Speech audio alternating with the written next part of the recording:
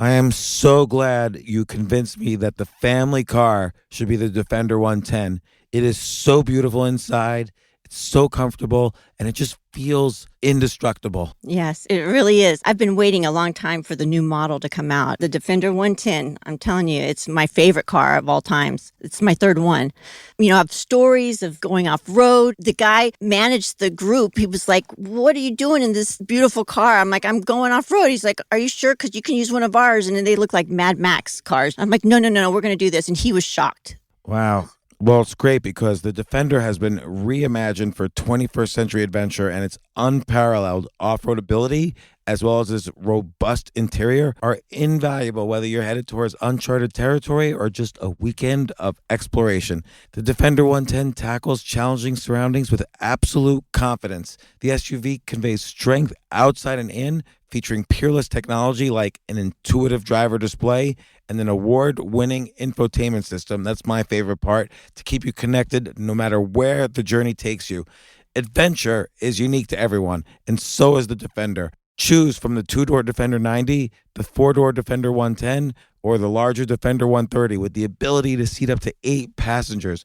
You'll find uncompromising performance in all three. So pack up and go even further with the Defender 110. Learn more at LandRoverUSA.com/Defender. This isn't your average business podcast, and he's not your average host. This is the James Altucher Show.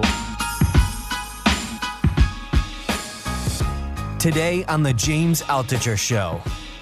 Sometimes I get these emails from people, "Oh, I'm 23 years old and I don't know what my passion is in life. Is it too late for me? Am I a failure?"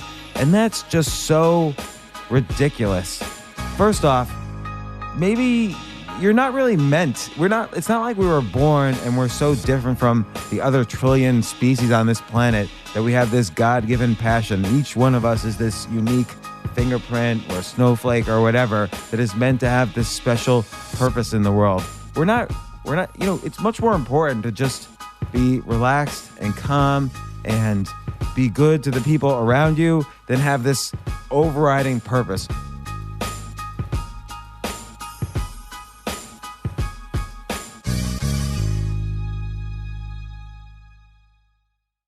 Jay is rolling. So I decided to do an episode about how to find your passion. And when we were discussing this, it was Jay, audio engineer extraordinaire, Robyn, my wife. We were talking about this, and Robyn was mentioning how, by the way, hello, Robyn, my Hello. wife. We were talking about, at first you were mentioning how, kids want to know how to find their passion. And that's true. But I also said that even many people in their 50s who have been commuting to work for 30 straight years, sometimes they want a life change, or sometimes they get laid off, or sometimes something drastic that happens that forces them to make, these life-changing decisions. People even in their 50s want to find out what their passion is and how to explore it, how to learn it, how to monetize it. And Jay said, yeah, that's true too. Old people want to find their passions. And I'm like, Jay, old people, I'm 52 years old now. So it's not like I'm walking around in a walker or anything. But yeah, I find my new passions all the time, even in the late, great 50s that I'm in. Right before I'm moments from death of old age, and I still want to do things I'm passionate about. Jay's trying hard not to laugh because he's in charge of the audio, but we'll make him laugh. Meanwhile, I at first, sometimes I get these emails from people, "Oh, I'm 23 years old and I don't know what my passion is in life. Is it too late for me? Am I a failure?" And that's just so ridiculous. First off, maybe you're not really meant. It's not like we were born and we're so different from the other trillion species on this planet that we have this God-given passion. Each one of us is this unique fingerprint or snowflake or whatever that is meant to have this special purpose in the world. We're not, it's much more important to just be relaxed and calm and be good to the people around you than have this overriding purpose. Like, your purpose is to, save the the Amazon forest. If that's what you're good at and you could do it, then great. But don't be stressed if you don't have this amazing purpose or you don't know what it is right away. I'll tell you about a couple of times I have found different things I'm passionate about. And by the way, it's changed so much for me. Like when I was really young, I was passionate about, I don't know, I wanted to be a professor of computer science. Then I wanted to be a writer of novels. I remember I actually was going to graduate school for computer science, and I was away for the summer. I was with a bunch of friends, and I saw one friend of mine he had the classic like look of a writer, and he was always like writing in coffee shops.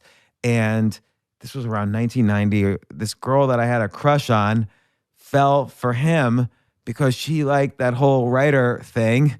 And suddenly, this is it. This is why I suddenly became really passionate about writing. So I started reading every novel I could get my hands on. Everyone was talking about all these. I didn't take a single English course in my entire college career, and I knew nothing about any great works of literature. But I started reading constantly. I started writing every day. I started writing 3,000 words a day. I started doing this to the detriment of all my computer science classes. So within a year, I got thrown out of graduate school. There was many reasons, but probably the biggest one was that I was writing every day. And I wrote 4 novels, and I wrote dozens and dozens of short stories. And I'd love to find these novels, but they're all gone now somehow. I don't know where they were all saved online at some computer that doesn't exist anymore. And nothing got published. Not a single word I wrote got published. And this is 3,000 words a day, 365 days a year for at least, I did that until I moved to New York City. I still continue writing every day, but not 3,000 words a day. But so I don't know how many hundreds of thousands of words that was. But everything I wrote, I tried to get published. I would send out to publishers and agents. And for the short stories I was writing, I would send out to magazines. Not only did nobody publish anything, my great classics like, let me see if I can remember one of the titles. One of the titles was The Prostitute, The Poor Novelist, oh gosh, I can't even remember the title of this classic book that I wrote. Anyway, it was a novel that I wrote in an entire 3 days, and that didn't get published.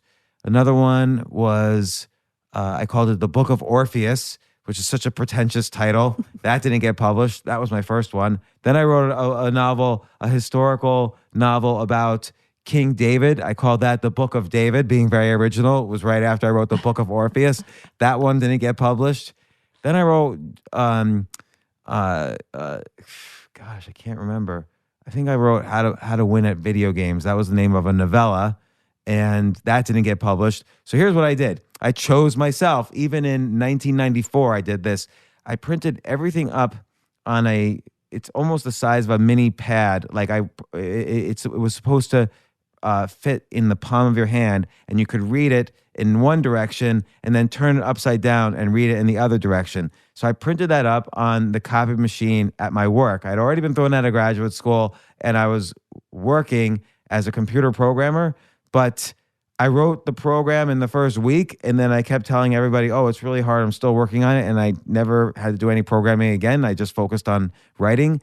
And I printed up like a couple hundred copies of this mini book of a bunch of my short stories and 2 novellas.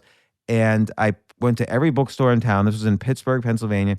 I went to every bookstore in town, and I let them sell my little booklet for 25 cents. So that was my first self-published booklet. I think the overall booklet was called How I Saved the World from Mutual Assured Destruction. And that was the novella with that title. You'd read one direction, then you turn it upside down, and you'd read How to Win at Video Games in the other direction. And I sold out about 80 copies of that book for 25 cents a copy. I put my phone number in the back of the book. One person called me, and we had I don't remember the conversation at all, but that was my first self-published book. And then I decided, you know what? I need connections. And so I was watching TV. Whenever I wasn't writing, I was usually watching TV. And I was obsessed with both MTV and HBO. And so I figured I want to work at HBO. And I applied for a job there. And I also applied for a job at JP Morgan, the bank.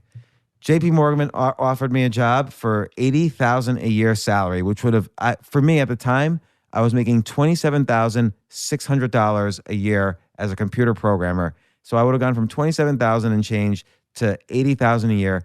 HBO also offered me a job. They offered me 40,000, half of JP Morgan. I took the HBO job because I was very serious about my quote unquote passion, which was writing. I thought I could go to HBO as a computer programmer. And then once I was in the big city, magic would happen. And the next thing you know, I would have a TV show on HBO and I'd write all the novels I want and everything would get published and it would be amazing. It didn't work out that way. I ended up, one thing led to another. I got obsessed with doing a TV show for HBO. I had a big attempt at that. That's another story. Then I tried another TV show. I'll talk about that for a second. I had a friend of mine who was very funny. She was a woman. That's why I use the pronoun she. And I told her, put an ad in the paper and say, you want to go on a blind date. And at the time, people put ads in newspapers, not like now. This was 1995. And so I said, put an ad in the paper, or 1996, put an ad in the paper and say you want to go on a blind date. And so 100 people responded and she picked the location for the date. Now, what we did was a couple hours before her big date, we wired up the whole restaurant. We've had video cameras everywhere. We had audio everywhere. We were sitting on either side of the table she was at and we had audio there.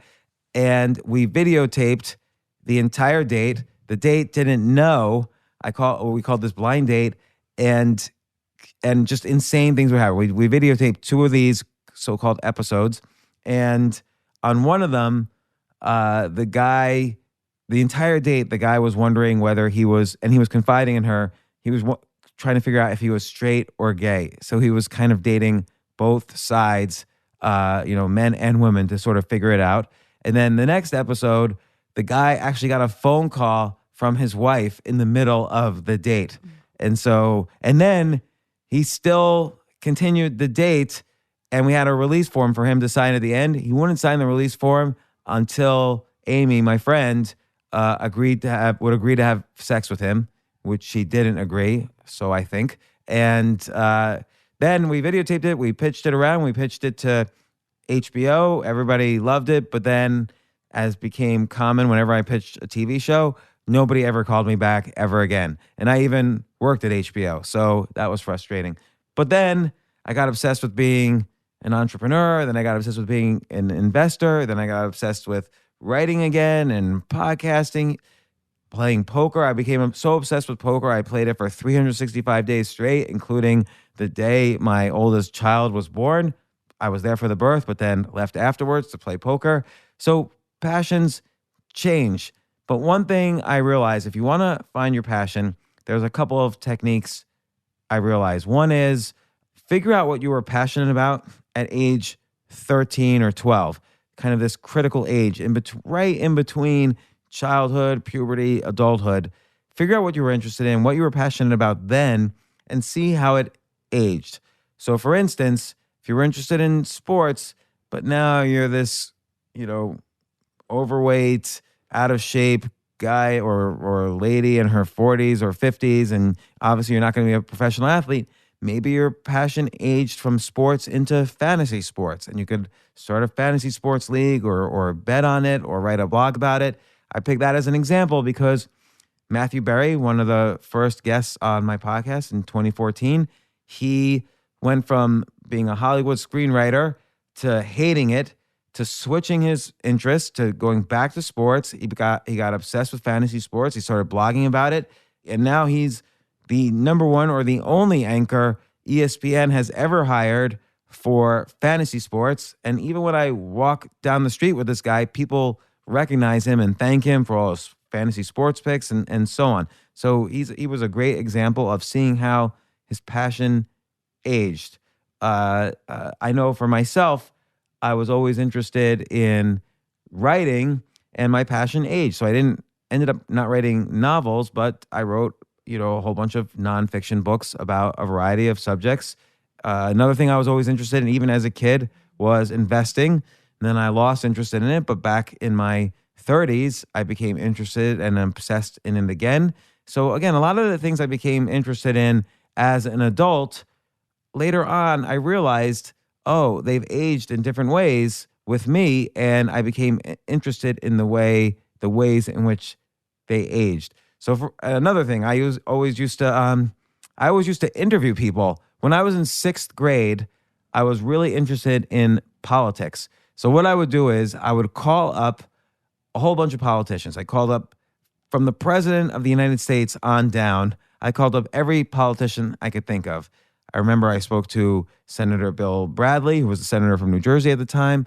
I spoke to this guy, Jim Wright, who was a congressman who became the Speaker of the House. I spoke to Rex Stoughton, who was the chief usher of the White House. I couldn't get a hold of President Jimmy Carter, who was the president at the time, but I spoke to the chief usher. I spoke to all these governors, senators, congressmen. I visited, and how did I speak to them? I called them up and I basically said, I'm writing a column for my local newspaper. It was called The Home News, my local newspaper. And would they speak to this kid? I was 12 years old. Would they speak to me? And at one point, the editor-in-chief of the Home News actually called me, and I had never spoken to this guy before, and I had nothing to do with them, period. And he said to me, you can't say you're writing a column for the Home News. You're not. There are people with PhDs trying to write columns for our newspaper. You're a 12-year-old kid. You can't call up the president of the United States and say you're writing a column for the Home News. But he said, I'll give you a tour of the Home News, which he did. And it was fun. And I kept calling people and saying that. Anyway, all my interviews were published in a column and in a big article in another newspaper. And I got $75 for it, my first paying gig. It was the South Brunswick Central Post. But that is the first time I started interviewing, and it was a lot of fun. How did that passion age? Well, of course, it aged by me eventually doing a podcast, 33 years later. So you'll if you look back, you'll find your passions age and might intersect with things you're interested in now. Another way to find your passion is go to the bookstore, walk around at the different sections. Is there any section where you would feel comfortable reading all of the books in that section? And if it is, chances are there's probably some way to monetize or explore that interest. Look at someone like, I've had recently on the podcast, Dan Carlin, who has his own podcast, Hardcore History, which I think actually gets the most downloads per episode of any podcast in the world right now. And Dan Carlin's not a historian, but he's been fascinated since he was a little kid about history. And he was always talking to his family about all these weird historical things and interests and different perspectives than you read in the usual history textbooks. And finally, his mother-in-law, as he put it, was so sick of him telling all these stories around the dinner table. She said, why don't you start a podcast? And he said, well, I'm not a historian. I can't do it. And then it was like a light sort of appeared in his head. And he realized nothing can stop him from starting his own podcast and telling the history stories that are not in our not the stories usually told in our history textbooks. And he started his own history podcast. Now he makes a living essentially being a historian, although as he constantly reminded me in our podcast, he's not a historian. And yet his history episodes are more, more interesting to me than any history textbook has ever been. So there's so many examples out there of people who kind of reinvent themselves by sort of being reinvigorated by finding out what their new passions are. And again, at any point, you can find a passion, you can explore it, and you could potentially monetize it like Dan Carlin does it with his podcast. I've done it throughout my life by either investing or starting a company. Like I started several companies around my interest in investing. I started a company around my interest in technology. I started a podcast. I've now written books that have been profitable for me. And I don't know. So I'm doing an experiment here too. I'm doing a podcast where I tell a story. Any other stories, Robyn, or that you know of that I could tell, or I know your interest is you're reading books constantly about parenting, and Right. we're planning on doing episodes about that because between us we have 5 kids, and I see you all the time. You're essentially obsessed with parenting, which I'm not. And you could just look at my kids and as an example of that. And no, I'm being hard on my kids. But any other stories or? I think that, it's like with our kids at their ages, it's a question about what is their passion, because we want them to be happy. So I've sort of been focusing on that. When you were a kid, did you have a passion? And I was just thinking about that. Horses. Yeah, you were in rodeos. How old were you when you first entered into a rodeo? High school. So probably my freshman year. And so did you practice? How often did you go I don't know, what do you call it? I rode every day. Horse practice. You went every day horseback riding? I rode, yes, because that's just what I did. And what would you practice, jumping over the things? I did, but my mother did not want me to do that. I was not allowed to do that, but I loved it. You did it anyway. I did it anyway. Who cares about your mom? and then did you practice, I've seen you do all these rope tricks. Did you practice those? Yeah, I did. Did you have a tutor for those? No, I didn't have a tutor. I had my mother, who was professional rodeo, so she taught me. Yeah. I didn't know that. Yeah, she's one of the first women in PRCA. What's the PRCA? Professional Rodeo Association. What's the C? Professional Rodeo. And cowboy or cowgirl? And yeah, I think so. I don't know. And so I have to look at that. And so, okay, so you had a passion and you were interested in. What else were you passionate about as a kid? Well, let's see. I loved art. And that was something that I carried through because I became a hairstylist and trained, in doing color. So that was my, I guess, hair was the muse that I used. Well, now also with art, I see you do art all over this house that we live in. So I had a house or an apartment in New York City with basically no objects in it. I was just coming off of this 2.5-year period where I threw away all my possessions and was living in Airbnbs. Then I got an apartment, had nothing in it. You moved in, and suddenly one day I left. There was nothing in it. I came back, and I thought I was in the wrong apartment. There was stuff everywhere. There was art from every country in the world. There was your art, and you even been making art recently. You did that thing with the fabric where you could, if you rub your hand on it, you could make all sorts of shapes and colors and drawings, and then you frame that. And now people, whenever they come over our house, they get obsessed with these things. So you're still doing your passion has aged with you in the venerable years of the 50s, as Jay would put it. You're an old woman now. So it's a creative. I've always been a creative person. So I think a lot of my creativity has been with how to manage kids. So that's sort of where a lot of my energy. Hang them upside down outside of that window. What do you mean? What do you mean your creativity is how to manage kids? What creative thing would you do managing your kids? Well, you have to be creative and figure out, because each one of them, is different. So you have to be able to, manage that.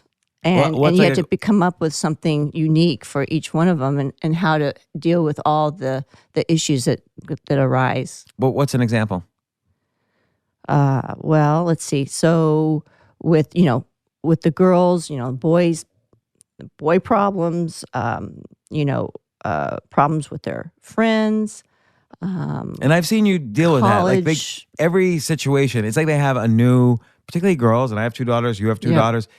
So we both see this, and it's as if they have a new situation every single day with friends, particularly after puberty, with friends, boyfriends. Somebody was talking about somebody else, but then they heard the other person talking about it, and now everybody, all of them are upset, and they're crying. Not always crying, but and you. It seems to happen all at once too, because they have the same cycle. So it's actually, you might know this, but I don't. Do all 4 of our girls, are they on this other cycles synced, particularly when they're all living under the same roof? Well, if they live with us all together, yes. This summer? Typically that happens, I think. Did that happen? Do you know if it happened? I don't know if that happened, because I'm not keeping track of that. But there are apps for that now, which I just found out about, which was interesting, to keep, their cycle. So I was like, wow, I need that so that I know when I can approach them. So without getting yeah, you you don't even want to deal with your own daughters having PMS. Right. So that explains a lot. But I'll tell you, the craziest thing I ever had was passionately interested in. This was around like 8th grade, and I got passionately interested in meditation. And I didn't want to tell my parents because I thought it was against their religion, so I was ashamed to tell them. But I would skip school, and as much as possible, and there was this field in back of my house. I would run across this field, this farmer's field, and then this bus went straight from the highway in back of that field to New York City. I'd go into New York City, and there was this kind of cultish meditation group, and I would just sit and meditate with them all day. Wow. And then at night, I would meditate, and I would in the morning, I set my alarm for 4:45 a.m. and I would meditate for like an hour. I don't know. I think I thought I was going to get like psychic powers from this. That was like my initial goal. And I did this for about 3 years, this obsession. But for me also at age, into a kind of as an adult, I don't always meditate, but I had my own kind of more mature meditation practice than all the BS that's constantly taught in, I kind of researched it enough as a kid and then even later that I have my own version of a meditation practice as opposed to falling for any of the garbage that people, pay $5,000 to get your mantra. And by the way, it's secretly the same. Don't tell your mantra to anyone because it happens to be the same mantra we're telling every single other person that we're charging $5,000 for. There's so much BS out there in kind of this cultish self-help BS stuff. But since I had been doing since I was a kid, I had a more mature way of looking at it. I don't monetize my interest in this at all, but it's something that became much more easily a life practice for me rather than being fooled into something else like so many people are. Was that before puberty or after that you got That into was right after puberty. I know that because I literally thought I would start meditating and have psychic powers and could read girls. Why did I want to have psychic powers? So I could read girls' minds to see if they liked me or not. But it was I didn't need psychic powers to determine that. It turned out none of them liked me.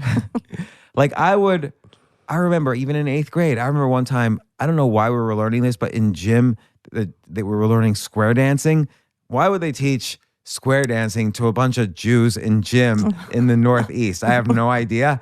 But I remember no girl wanted to physically touch me. And so they would all whisper to each other, you don't have, just hold your hand like 3 inches from his. You don't have to actually touch him. Just have the motion as if you're touching him. No girl liked me. One time, this was in 10th grade, I asked a girl out and literally she started immediately running. She started running as fast as possible away from me. Another time I asked a girl out, she also ran, but also yelled at the same time, not in a million years, which I viewed as an ounce of hope that maybe in a million, she didn't rule it out completely. She said maybe in a million years, something like that.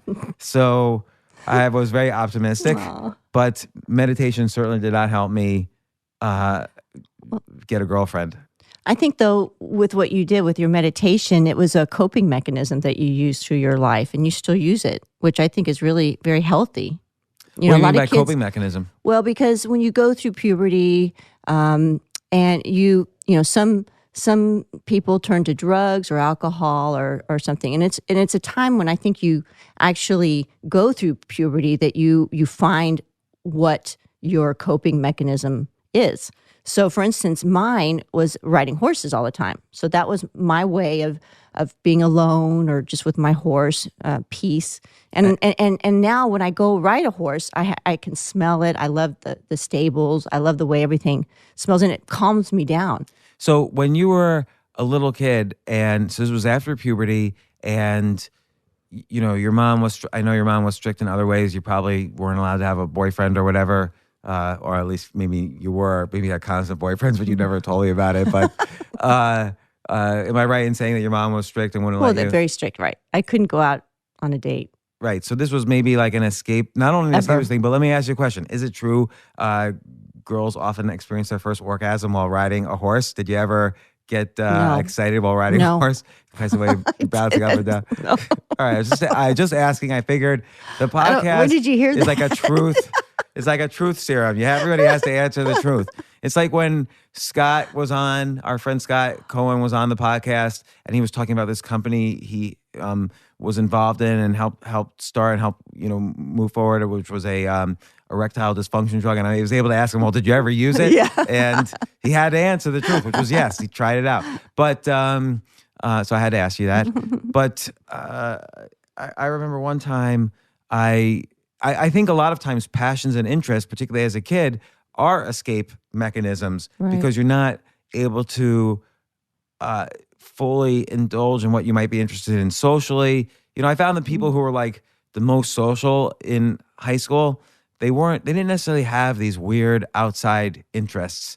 And like I had, like there was one point, so here I was in the 80s, this little kid, again, white, Jewish, Northeastern kid, and I got obsessed with breakdancing. And because again, I thought maybe I loved it as an art form. I just thought it was so interesting to watch, and B, I thought I would meet girls this way, which of course did not happen as usual. I didn't meet any girls throughout all of high school, but I got really obsessed with becoming a good breakdancer. So I found some kids who would give me lessons.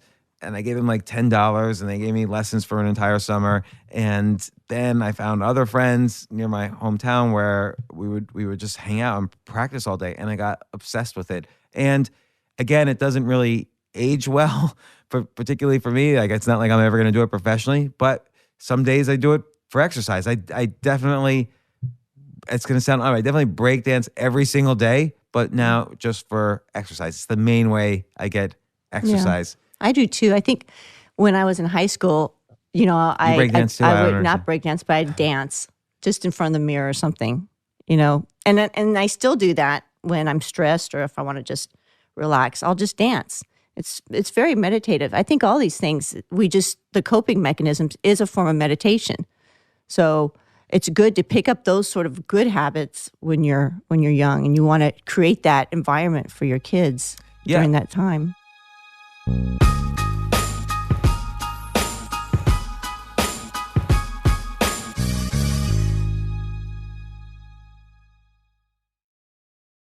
Oh my gosh, I love these clothes. Mizzen and Main, that's Mizzen and Main. It really is the most comfortable work clothes.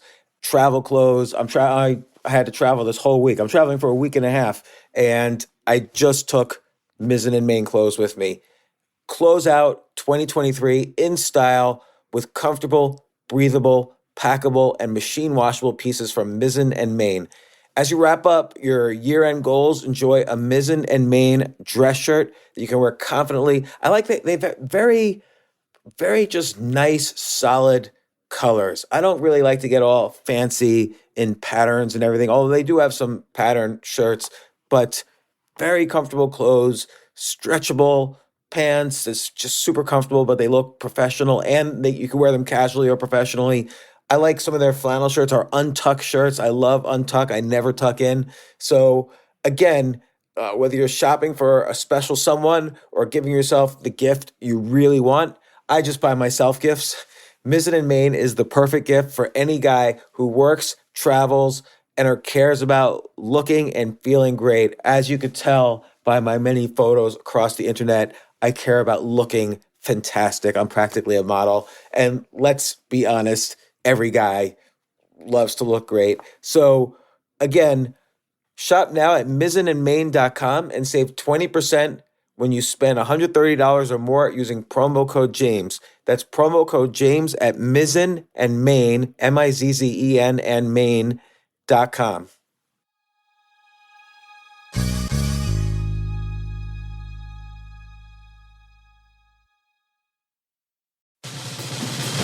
These days, we're all investors, trying to be smart with our money despite our worst impulses. But at iShares, we believe that deep down inside of every investor is a better investor. One that's just waiting to be let out. Explore iShares ETFs and insights and let your best investor out. Visit iShares.com for more information. You know what I love about fantasy sports is that even though I'm not going to be a great basketball player or a baseball player or a football player or whatever, I feel like I get to participate and make decisions and use my knowledge of these different leagues or these different sports to compete.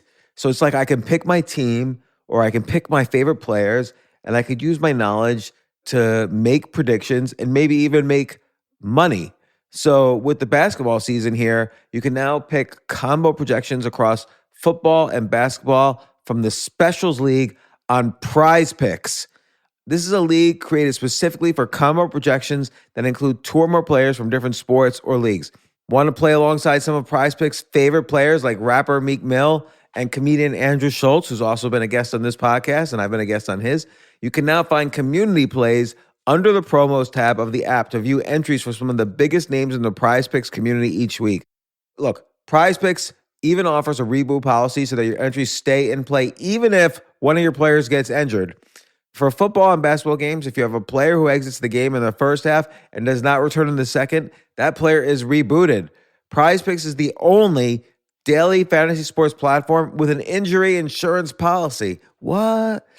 So I love playing it. I love anywhere where I can use analytical ability with my interests to demonstrate some skill and maybe make some money. And I like the game-like aspect. I do wish they had chess as a category on prizepicks.com, but I'll settle for what they've got. Maybe I should make my own fantasy chess league. But in any case, I love Prize Picks. Go to prizepicks.com/James. Use code James for a first deposit match up to $100. That's the easiest $100 you're ever going to make. So that's prizepicks.com/James and use code James. Daily fantasy sports made easy.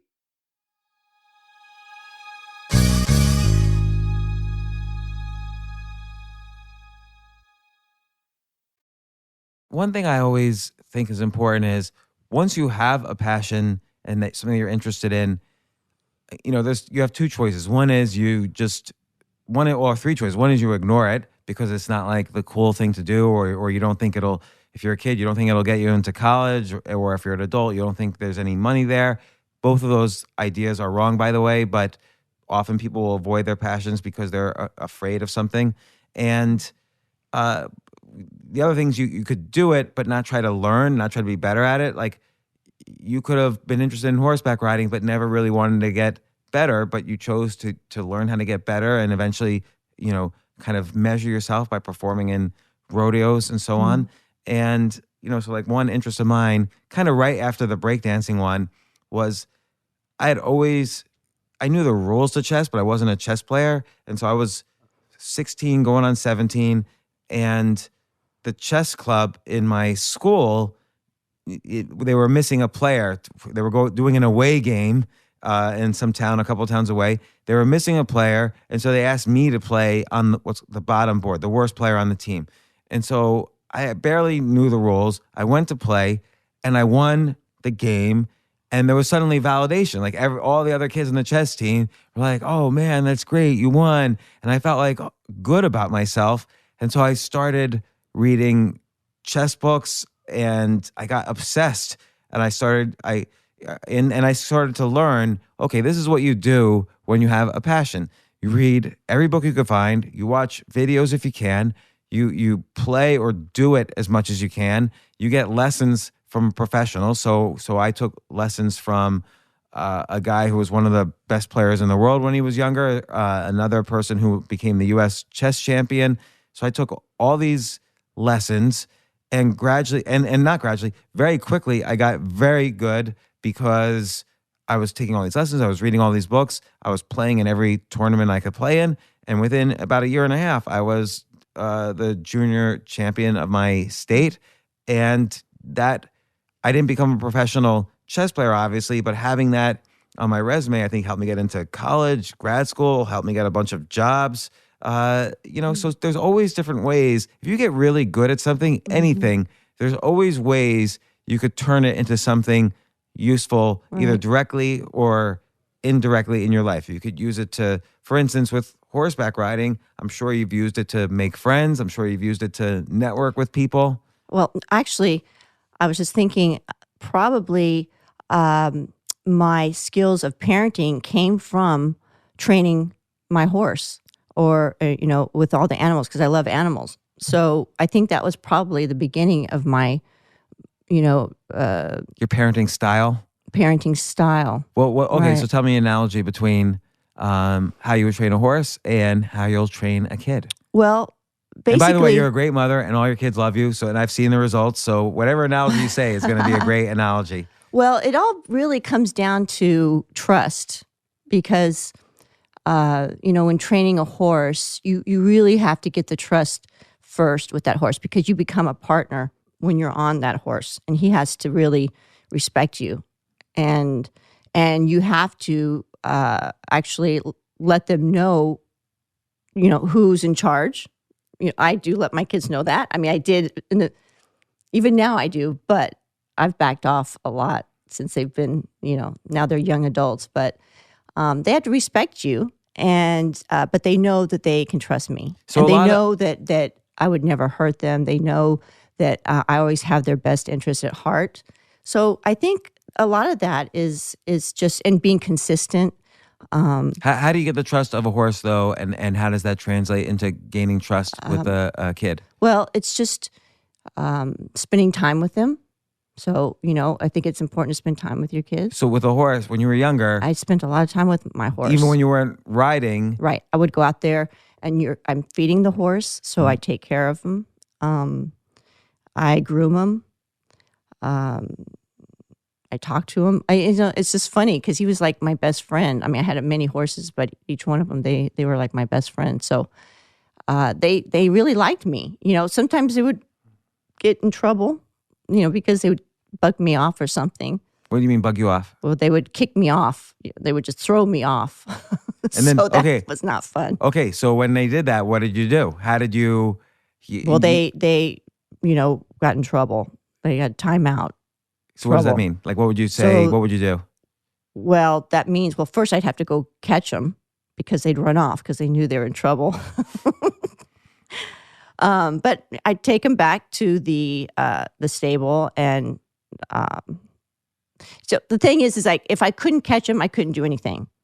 If they did something, they tried to kick me off or bug me off, I would have to manage it right then and there. I couldn't correct the horse if I caught him down the road because he wouldn't remember what he did. Right. So okay, Even let's with children are like that too. So let's if say- they do something wrong, you've got to correct them right there. But I'm curious about the horse. Like, so let's say you're sitting on the horse and it does something it tries to kick you off, but it fails, but it did something bad. What would you do? Well, each horse was different. So sometimes I would turn him and he'd have to go in a circle just so that I was able to get control over him at that point. So the And so horses this- are huge, and you right? would do So you that have to by, make like- sure that you're in control and not them. So you would like pull back on the reins I would and pull twist a little? Oh, I would pull towards myself and I would turn from one with just turn them. So what's the to go equivalent in with a kid? circle. So what was what? What's the equivalent? Well, the getting back into equivalent control. is having them, stand there, you go down to their level. And then you beat them. No, but you just have to, it depends on what age too. I mean, like when they were really little, of course, I'd have to hold them. They'd cry. I'd have to hold them. They'd want to leave. You can't do that. It's just all different levels of parenting at different times and different situations. Because when they're just walking and children, small, you want them to listen to you. Otherwise, they could run out in the street and get killed.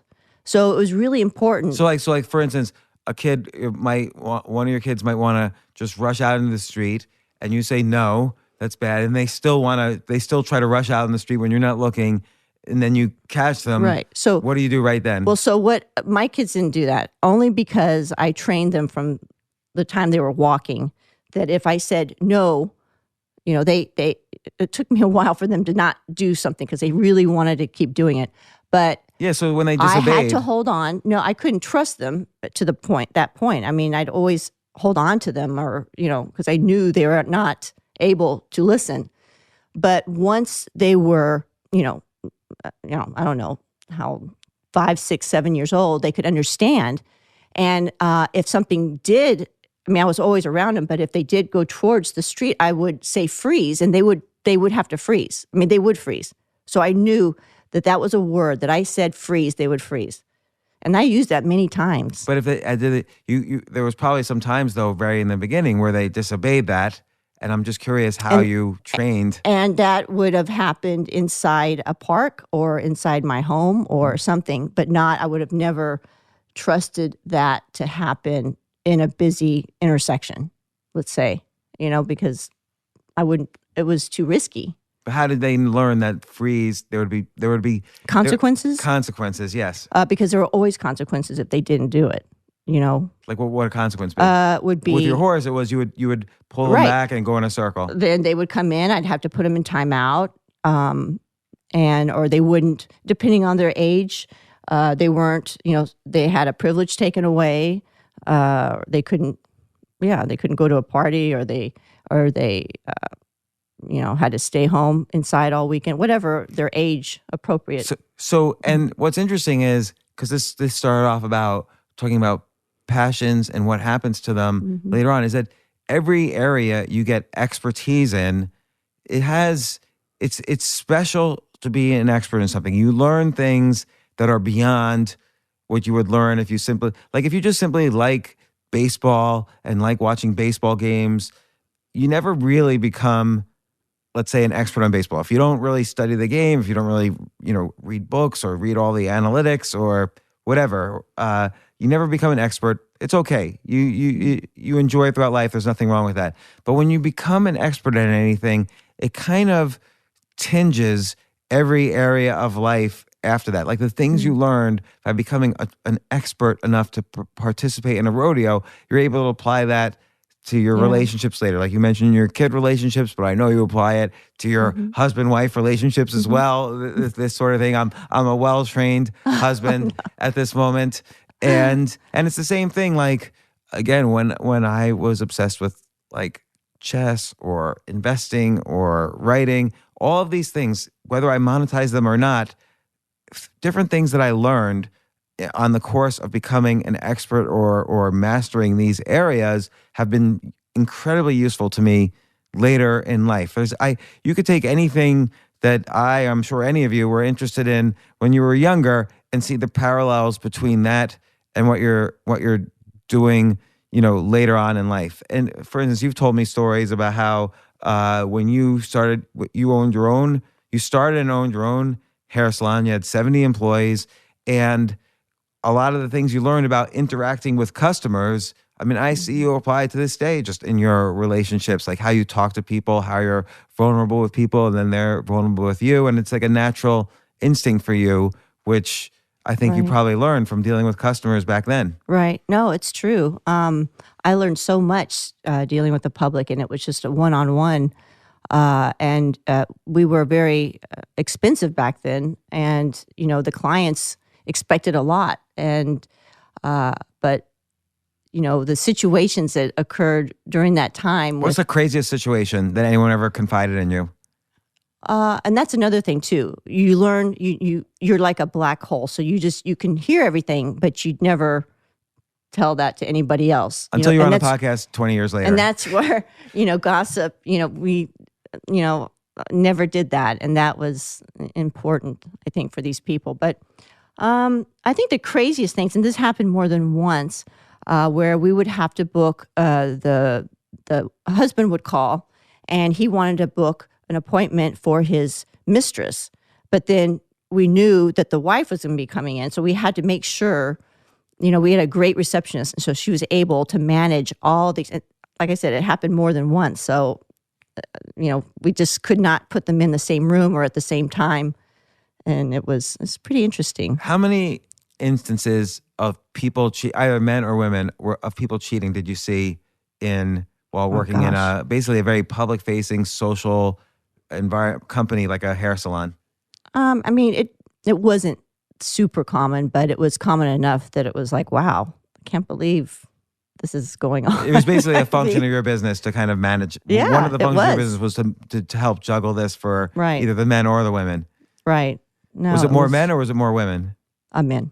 Yeah. So, but like women wouldn't come in and confide in you that, I don't know what to do. No. I'm having this affair. I don't know whether to leave my husband or not. No. Wasn't as common. And most of my clients were women too, and never had that situation.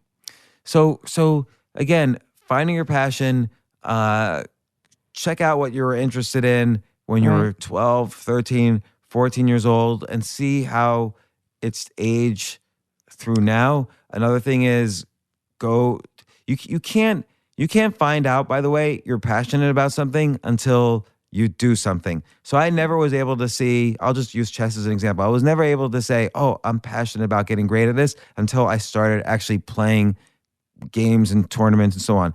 Stand-up comedy, I would never have realized I was passionate about it. I mean, I was always a fan, but I never realized I was passionate about it unless I actually went up on stage a bunch of times and did it. Entrepreneurship, again, I never would have had a passion for it if I didn't try it. It's not like sometimes people say, oh, I want to be an entrepreneur, and they've never done it. They don't realize how hard it is. You have to figure out simple ways to start something, to experiment with something, and that could be the topic of another podcast, how to do these experiments. But you can't think your way to passion. You can't read your way to passion. You have to actually do something I firmly feel, to be passionate about it. And that's happened for every instance in my life. And then once you find what you're passionate about, you kind of have to do the passion as much as possible. You have to read about it. You have to study your own mistakes and failures so you can keep improving. You have to get, let's call it a coach or an instructor, so that that person helps you go over your failures and helps you course correct so you can get better and better. And there's all sorts of skills you have to have. Like, you have to be able to network well. You have to go where other people are doing the passion. You have to figure out how to test yourself and measure your success. You have to figure out what all the micro skills of that passion were. So like, for instance, if you're passionate about business, the micro skills are sales, marketing, ideas, execution, negotiating, and on and on. So you have to get good at all the separate micro skills. And Robyn, you were just raising your hand. What did you want to say? No, but it's interesting because I wrote this down. I think that sometimes what you're good at, like you said, it encourages you because you think, wow, I'm getting all the validation and it feels good. And so that's something that I think with kids, if they're good at something and they want to continue that, and as an adult as well, but also being curious. You were always very curious. Yeah, you have to be very curious. I think it's very important to ask questions and to do experiments. I mean, and I'm an entrepreneur. I've always been my whole life. And I think that's part of it is being able to take that risk and to not let something that you're afraid of stop you. I think that's the biggest thing that I could say is, it is scary, but do it, try it. Even in small ways. Like, again, That's it's right. How do you construct, like, I know a lot of people who have a business idea, and what the first thing they want to do is they want to raise a lot of money. They want to hire a bunch of programmers. They're going to spend 2 years building the product and then release it. No, I'm 100% sure with every business idea, there's ways to experiment for little to zero money, most likely zero money, and in very little time, and you could test out your idea. You could do your idea in some small way. I had this conversation with Tony Robbins actually years ago, where he told me about a time he was teaching a group of Marines how to shoot better, how to aim more accurately. And he had no idea. He had never shot a gun himself. So he interviewed a bunch of people. First off, he did start shooting and practicing for himself. Then he interviewed a bunch of instructors to learn how they did it. And then what he would do is, in this one group of Marines that they were testing his methods out, he put the target only 1 foot away. So, of course, they all hit a bullseye. Then he moved it 2 feet away. They all hit a bullseye. Then he moved it 4 feet away. They all hit a bullseye. 8 feet away, bullseye.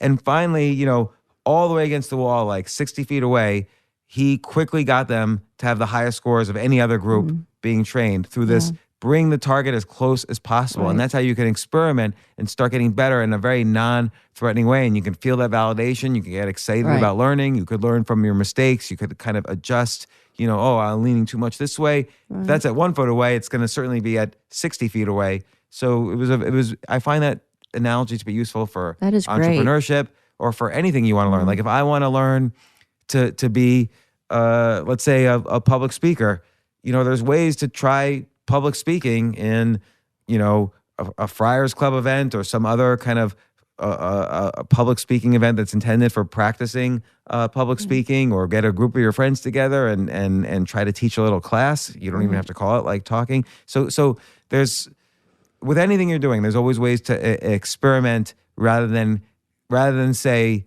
I can't do that, or listening to the people. Like if I'm interested in sports, it's easy for someone to say, you can't do anything in sports. You're 52 years old and you've never done sports before in your life.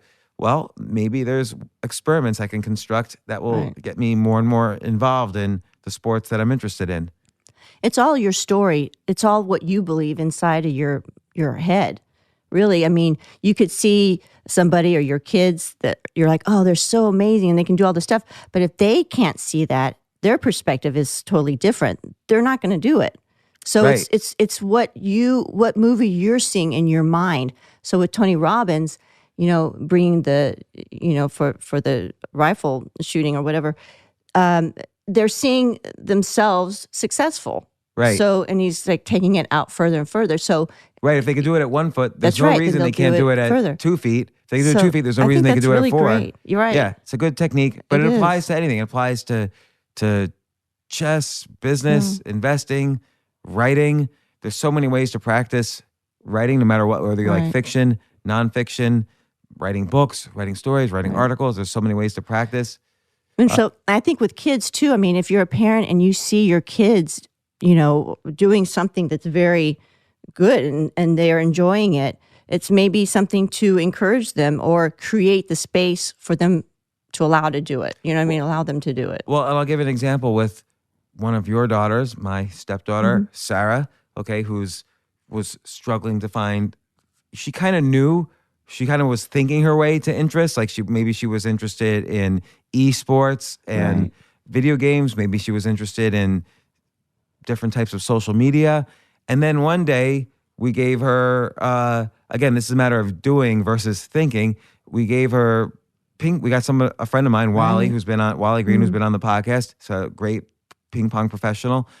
Wally gave her some ping pong lessons, and she was like, and she's slightly on the spectrum, and we saw her light up, or I saw her light up in a way that I had never seen her light up before. Either. Exactly. And so once an experiment works, you double down on it. So we started giving her weekly, then twice a week, then 3 times a week ping pong lessons. Now she even works at the ping pong club, and she in a year she's gotten great. Amazing. Like I've been playing ping pong all my life. She's better than me at ping pong, and she's on her way to play in tournaments, and it's very exciting for her. And it was a way for her to build a whole social network and subculture that welcomes her and loves her, and she loves. And her self-esteem is just great. I mean, it's just really amazing. So sometimes you just have to try lots of things as well. And I always advise people, write down 10 ideas a day.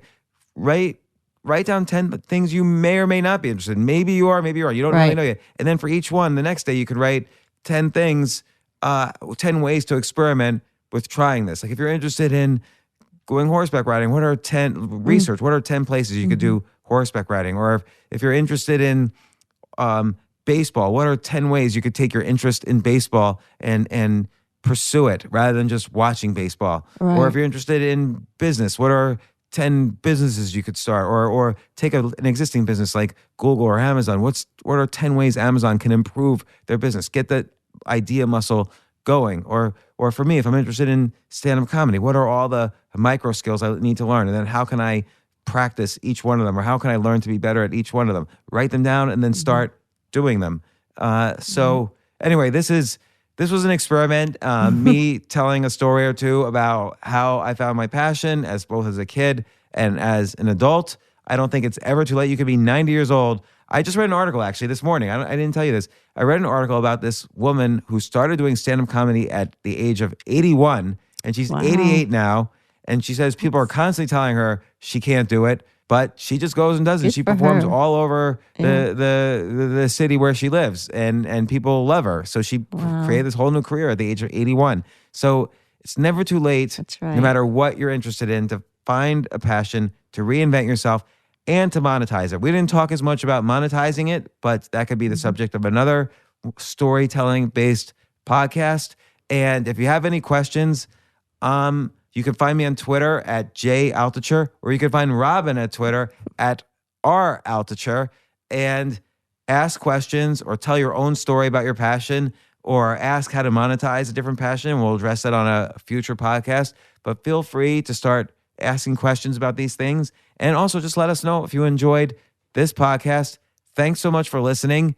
And Robyn, thanks It for was fun. I had fun. thanks for joining me the first time you're on the podcast. I know I interrupted you a lot, but I'll do it less and less in the future. So don't tweet. Stop interrupting your own wife. I know someone's going to tweet that. And Jay, thank you for calling people in their 50s old to kick this off. And thanks for listening.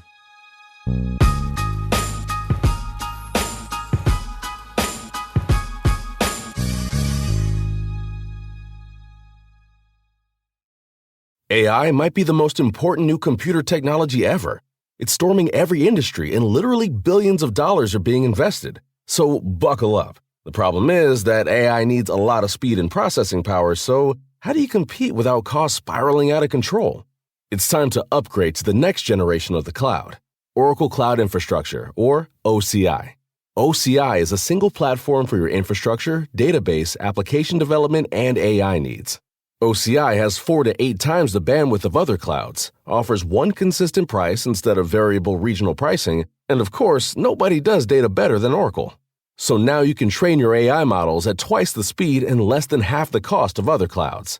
If you want to do more and spend less, like Uber, 8x8, and Databricks Mosaic, take a free test drive of OCI at oracle.com/advance. That's oracle.com/advance. oracle.com/advance.